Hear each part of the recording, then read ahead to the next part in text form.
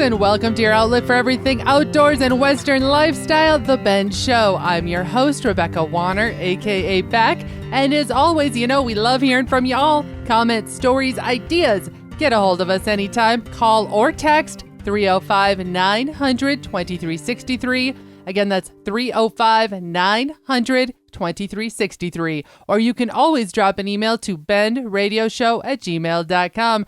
Riding along as co-captain of this outfit is my producer, sound engineer, and co-host, Jeff Tigger Earhart.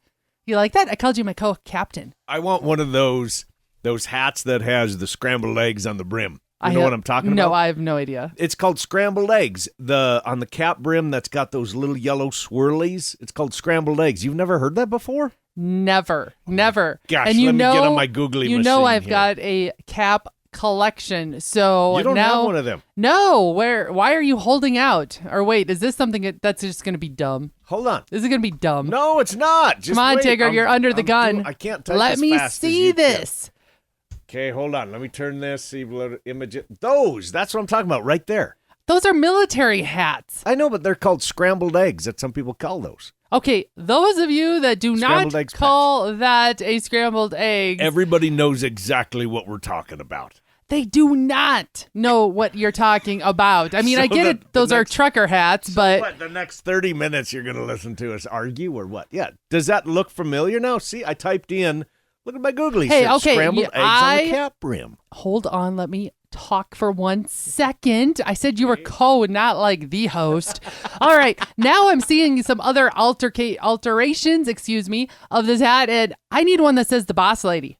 Yes, ma'am. Please get that ordered now, all right? You have been advised. Well, we hope y'all survived the 4th of July weekend, the holiday festivities that happened during the week. Yes, and you're not giving us a permanent thumbs up sign because you did not survive with all your digits. So hopefully everybody enjoyed. They had lots of hot dogs, hamburgers, good times. Tigger and I enjoyed some camping. We did a 4-day camping trip. It was in a tent the entire time. You're wondering, how did it go? Did we survive? Well, we're here to tell you about it. And life is good. Let's just put it that way. It was fun. And one smart thing we did different than usually in our camping trips is Tigger and I both realized last year after testing out several different tents and such that styles of tenting. Correct. Styles of tenting. As we are growing older, getting off the ground just isn't as easy as it used to be. Okay. I mean, it was fun in those little pup tents that we have, but that was hard, rolling off the ground and trying to crawl hands and knees out of your tent. So I got thinking about it this year when we went into camping season. Let's upgrade to a bigger tent. Let's try something called more like a cabin style tent is what they call it. So the walls are straight walls and actually allowed us to stand up straight because the headroom was well over 6 feet. And also we realized, why are we not using our elk hunting cots for just regular camping? Game changer. Yeah. Let's just put it that way. We both had plenty of room. We had all of our gear was inside, even when the weather kind of turned possibly that we thought it was going to get a little nasty. Everything was good. So I'm going to highly recommend considering doing this, especially if you're a couple that's, you're no longer in your 20s anymore. We'll put it that way, okay? Just take it easy on your body so that you can enjoy the entire time, because 4 days in a tent can get to be kind of uncomfortable and such. And the other great thing about this is that with the cabin tent and using cots, we were able to actually just slide our bags out from under our cot every day, had plenty of room. We had more than enough room in there. I'm so convinced on that. And I was real big on, hiking in and having everything on your back, and that's great, and we're still planning on doing that. But because we like to kind of rough it and tent it and boondock it, having just the extra room to throw everything in, to me, was game-changing. Way more comfortable. Just a little heads up, too. This was an occasion where we knew that we would be able to drive up to. We weren't having to pack in said tent or cots or anything like that. We weren't using horses or anything. We just went to an established camping area and set up according to what we thought would be comfortable, because we knew we'd be having to stay active with friends and family coming in and out, and that was the way to go. We're really happy we gave it a try. So give it a try, y'all. I highly recommend it. Heading to the field, we heard from one of our listeners this last week, Greg Clarke. He's out in Pennsylvania. He shared some photos of himself working on his tree stands. And a little backstory on Greg. Greg and his son got into archery thanks to, I don't know if we want to say thanks to the pandemic, but because of the pandemic. And now he is full-blown all about archery. The bug has bit him, we'll put it that way. Well, he wanted to let me know that archery tags have now gone on sale in Pennsylvania, and he wanted to give a quick reminder to everybody that right now is the time to be checking your tree stand saddles, your climbers, and all your gear. I got to follow up with that. Greg, great advice. And absolutely. Just doing the exercise of actually going out and using it again. So you're proficient in said movements. Yes. I couldn't agree more. I heard from another gal out in Wisconsin. Her name is Becky, and she sent me a photo saying rucksack season is on. She's preparing for a big game hunt out west in Idaho. She's already walking around, hiking with her pack, her Putting new the boots on. Yep. She wants to be ready when Labor Day weekend comes about, when her and her husband will be heading out, and they're going to be doing their hunt on foot. And that's Labor Day. Geez, that's 2 months away? Not to scare anybody, it really isn't that far away. So if you are kind of dragging your feet, looking for a reason to maybe dig out your gear, this is your little heads up to just do it, okay? And more than just drag your gear out and play with it, I mean, it's that thing. You fell into this when I went and fitted you with a different backpack, and you're like, oh, I love this one. And lo and behold, it was rubbing on your sides, and you went, we got to do something different. So that's really important to actually fit that gear and go out and use it, not just dig through it and you do. And get all excited. You really have to get out and use it, because think about it. Anytime you plan a big game hunt, rarely does it occur within just a whim, okay? This is something that you've probably planned for, saved for 2 years. You might have had to wait a couple of years if the state you're hunting in is a lottery state. Maybe a lifetime. Exactly. That you've been trying to do this. So why not be diligent and get yourself out there and trying out? And on top of that, I always say the hiking boots is a big part of it if you think you're going to be on foot a lot. Thankfully, I do a lot with horses, but if you're going to be hiking it in, that's a lot of weight. And then think about it. You got to pack that animal out. So those are things just to be a little bit aware of. Start digging out your equipment.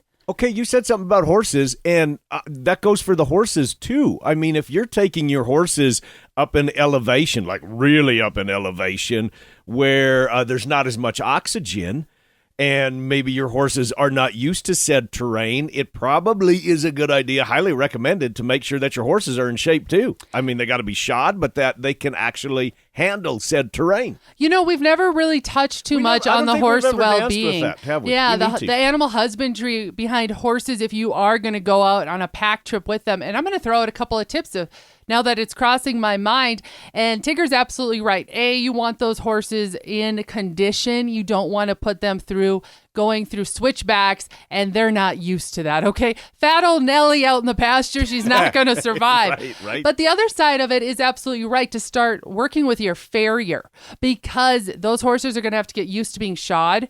And I find the biggest part of it, though, is you might have horses that you say you can do absolutely anything, everything on. They're bomb-proof, as we say in the business. Yes. I'm going to challenge you on that, because I've been there, done that. And one thing that gets overlooked is packing out an elk on the back of your horse is a whole different ballgame than going for a trail ride with just, say some saddlebags tied on the back, okay? And I know we're kind of getting off topic of what we're kind of all over the boards. That's okay. I want to add, if you're crossing state lines, know what the health requirements are. If there's something that you have to have in place with transporting horses or livestock into another state, call your vet and make sure you got that taken care of. Heads up, by the way, archery hunters in Colorado or have Colorado on their sites. Big game season structure has been changed in Colorado, and this goes into effect in 2025. Non-resident archery tags will no longer be available over the counter for elk archery hunting in Colorado. So that's just a quick reminder to always check with the state regulations on where you plan to be going. They're changing constantly. We're going to take a quick break here, but when we come back, The Ben Show, we're diving into talking about rattlesnakes and fly fishing. Stay where you are. The Ben Show will be back right after this.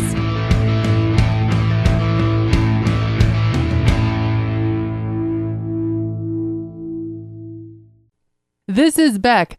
First, I appreciate all of you for listening and making The Bend part of your week. Many of you have asked, how do I catch past episodes? The answer is super easy. Head to thebendshow.com and click on the shows tab. There you can listen to every episode all the way back to episode 1. Podcasters, head to your favorite podcasting app and search The Bend. You'll find us. Be sure to follow and subscribe and never miss another episode again. Before you head to the next rodeo, a concert, maybe a gathering on or off the ranch, we head to Medora Boot and Western Wear. Tigger and Beck here for Medora Boot and Western Wear. Latest Western fashion in boots, jackets, and hats. From durable ranch wear to keeping the horses in sturdy tack, visit medoraboot.com to order. Or better yet, plan to visit Medora, North Dakota and shop Medora Boot and Western Wear. Again, go to medoraboot.com. You can follow on Facebook and tell them Tigger and Beck sent you. Watch RFD TV anytime, anywhere on all your connected devices with RFD TV Now. Simply go to watchrfdtv.com and sign up for just $9.99 a month, or save more and pay just $89.99 for the year. You can begin streaming RFD TV live right away and have access to your favorite shows 24/7 on demand. Go to watchrfdtv.com, sign up, and start streaming today.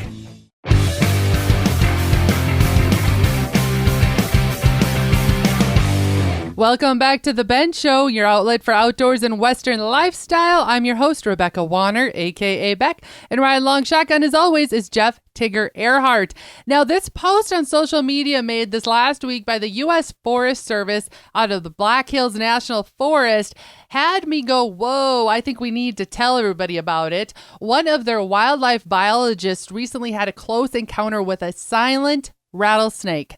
The gentleman was just south of Rockville, South Dakota, doing some raptor nest checks, and he was approaching a nest and stopped to glass the nest with his binoculars when his co-worker, who was a few feet behind him, said, "There's a snake." While he looked down to see what she was talking about and didn't see anything, she then said, "It's right by your foot." Still looking around, he did not see or hear anything and jumped backward. He looked some more, and finally she pointed where he had been standing. There was a rattlesnake coiled up. She said it had been between his feet before he jumped, and the snake's tail was coiled under its body, and it remained motionless and silent the entire time they were around it. Needless to say, this gentleman said his heart was beating out of his chest, and he was very thankful for her warning him, and he was very fortunate for her situational awareness and was grateful she was looking down when he happened to be looking up. This happened at approximately 9:30 in the morning, and he figures that perhaps the snake was still warming up. But he wanted everybody to know you cannot rely on a rattle to warn you from the dangers of rattlesnakes. That's exactly right. That is correct.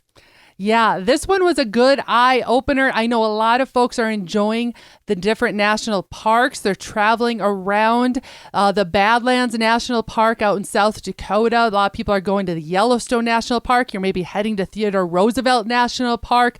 All of these different areas, you really need to be watching, be diligent. Where you put your fingers and toes if you're climbing and reaching. I liked how he used the word situational awareness. Yep.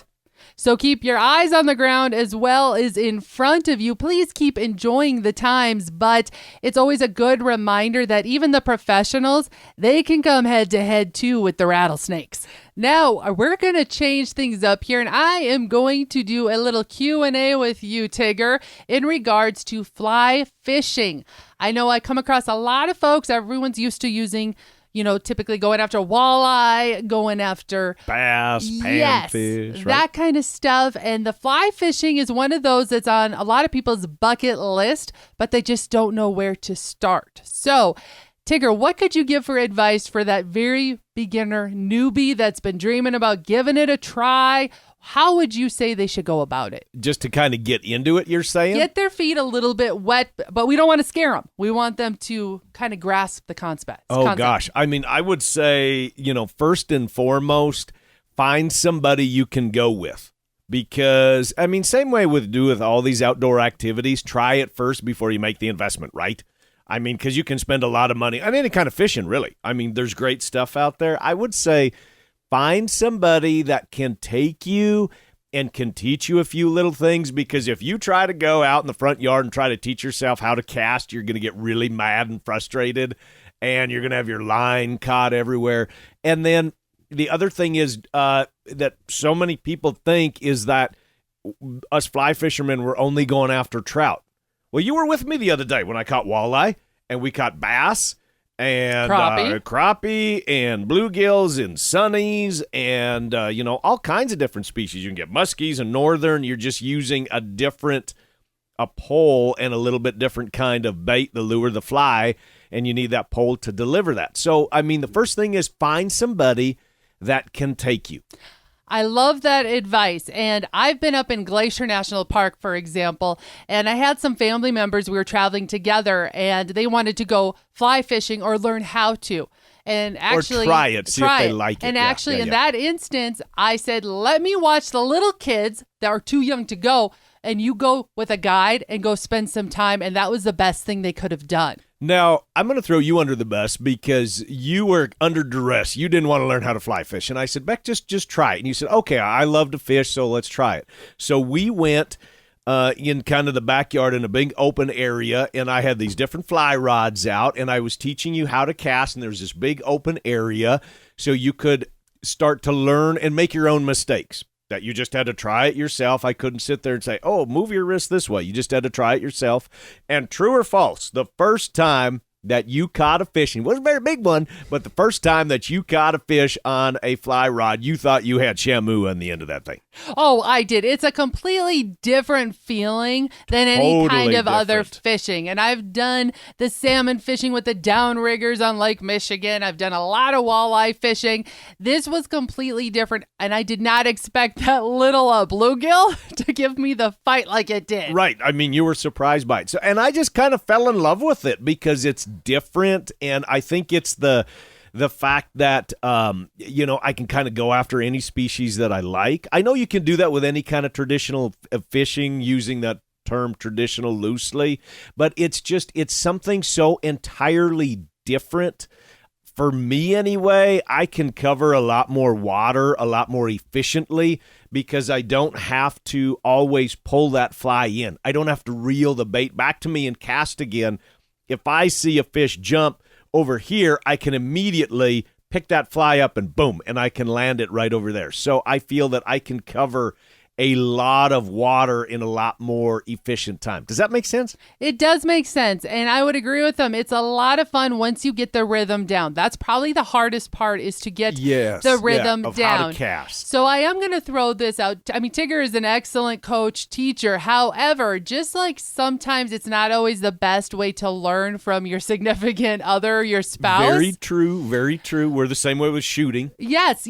I highly recommend don't be afraid if your boyfriend, husband, somebody is into fly fishing, your girlfriend is, and they want to teach you, to go and have somebody else that's a third party outside and let them give you a couple of lessons and tips. It will make your learning process much more smoother and comfortable between the two of you. Tigger did a great job of showing me, but then he saw too, once I got a little frustrated, you know how it is. You're more comfortable with who you are, and you might say some words you shouldn't say. Some adjectives. And at one point I did have to tell Tigger. That were used as verbs and nouns and everything. In a very nice way of saying, will you please go away? Don't look at me. I'm going to figure this out now that you kind of gave me the 1, 2, 3, 4. And you did. And I did. And I found out I actually love fly fishing from my kayak more than the ground. Yep. Well, because you're out in the water and, you don't get it snagged on things behind you. And that's the other thing that I will say. If you want to try fly fishing, I encourage you to try anything new, whatever that is. But since we're talking about fly fishing, I will warn you that you got to have a lot of patience because, I love to shore fish and you're constantly getting it caught behind you and you're going to get it caught in the trees and all of that. It takes a lot of patience. I just like it because it's so different than your traditional fishing. And honestly, I just kind of fell in love with it. And have you seen me actually use anything other than, when we're walleye fishing is different when we're on the big water, but have you seen me use anything other than a fly rod? No. Now that I think about it. Tigger has proven to me that you can fish for almost anything with a fly rod. I have outfished everybody that we've been with. I will just say it. Yes. I should get that cap with the scrambled eggs on it. Oh my gosh. I suppose you wanted to say Top Gun too next. Oh, I like that. But yeah, get out and try it. Get out and try fly please. fishing. Give fly fishing a try. All right, we're going to take a quick break here, folks. When we come back, we've got an easy dessert that not just you, the whole family is going to love. You're listening to The Ben Show. We'll be back right after this.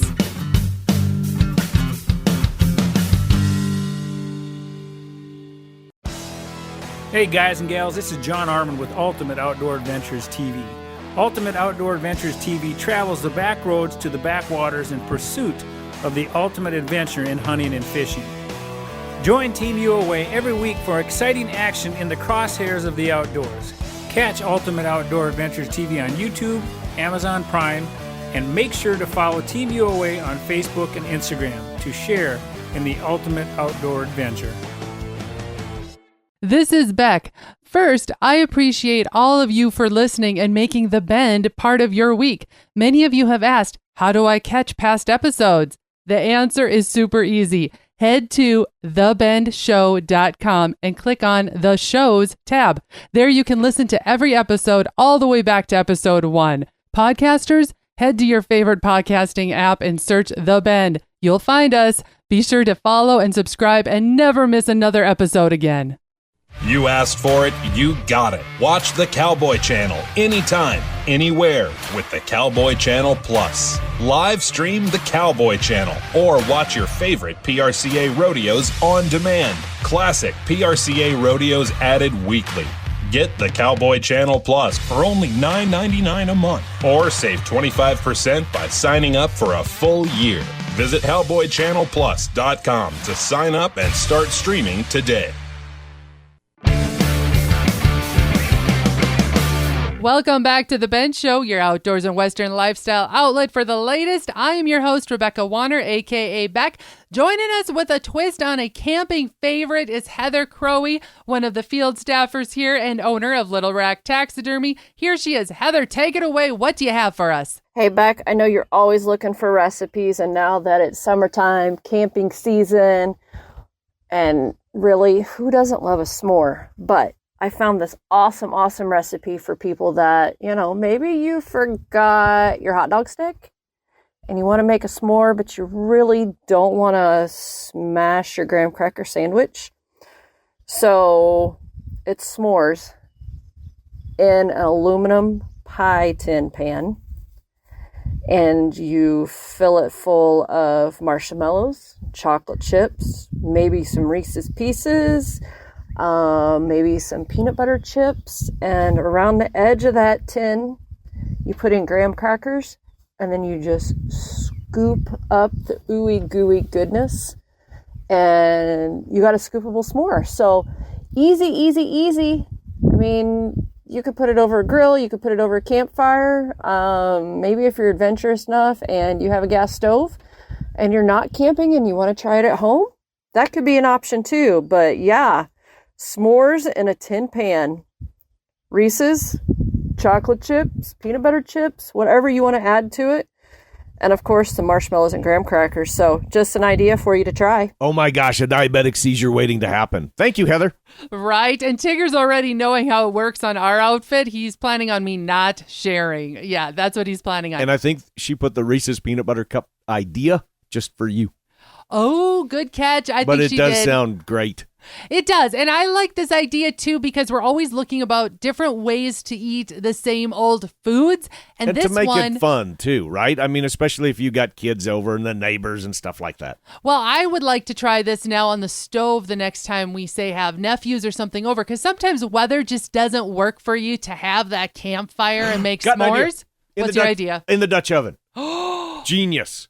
That's not just really a little good. one, because that little pie plate, that's not enough. I need the big Dutch oven. So here's a quick question, though, for you. Marshmallow sticks to everything. Would we have to really butter it? No, you put those liners in the bottom of a Dutch oven, Beck. I got you covered. That's why I'm the co-captain, and I need a cap with the scrambled eggs. Yes, you're Top Gun around this outfit. And that is all, folks, for this week. I want to give a quick thank you to our listener, Greg Clarke, out in Pennsylvania. Appreciate the archery tips. As well as to Becky Knutson out in Wisconsin with her rucksack season reminder. And, of course, Heather Crowey from Little Rack Taxidermy for that wonderful s'more recipe you can find on our website, thebendshow.com. And remember, folks, keep sending in those questions. And if you know of something else spot-worthy for us to share, a recipe we need to test out, as well as your area's field reports, that number again, call or text anytime, 305-900-2363. That's 305-900-2363. Or you can always email bendradioshow@gmail.com. And if you missed part of this episode or you want to hear past shows, you can find them all on that website, thebendshow.com. Be sure to subscribe on your favorite podcasting app or to The Ben Show YouTube channel. Thank you to our partners, Dye Tally Outdoors, The Prairie Crocus, Medora Boot and Western Wear, Blue Water Girl Charters, Buckstorm, Little Rack Taxidermy, Mickey's Mustard, RFD TV, and Wrangler. Finally, a big thanks to all of you listeners that came along. And whether you're coming or going today, be sure to stay with us as we ranch it up. And remember to keep up with me, Beck, all week long by following The Bend on Facebook and on Instagram @The Bend Show. This is Rebecca Warner. Catch Beck if you can next week on The Bend.